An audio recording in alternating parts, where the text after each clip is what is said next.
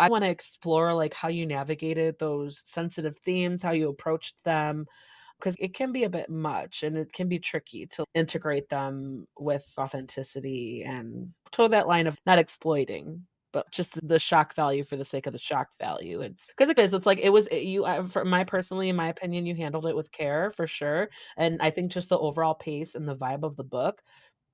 It was. I wasn't like, whoa, that came out of nowhere. Like you eased us into it because it was just I think the overall vibe of the story was like things are gonna get heavy. So I want to explore like how you approached it, how your process was, what you did to take care of yourself when you had to tackle those subject matters. Yeah, that's a great question. I think first and foremost, like when I'm writing, I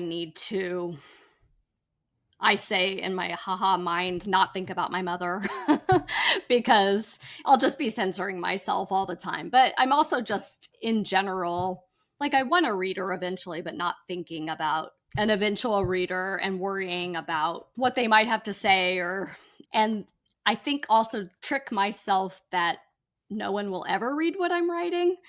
And then way down the road, after lots of revision and you're a little bit further away from it, and you read it, and I guess what I can say is I reread this book and it feels very true to my soul and my inner life. So I felt okay with anything that was in there because I didn't feel like anything was, like you said, written for shock value or fake for these Mm, characters. But I wrote most of this book during the pandemic and the overturning of Roe v. Wade. I was feeling a ton of female rage. And I do think, especially the last third of this book, when mothers and daughters are trying to figure it out, was just kind of me working through that. I will say that very much informed my book. Growing up in the rural South Bible Belt and wanting to explore religion and conservatism in that way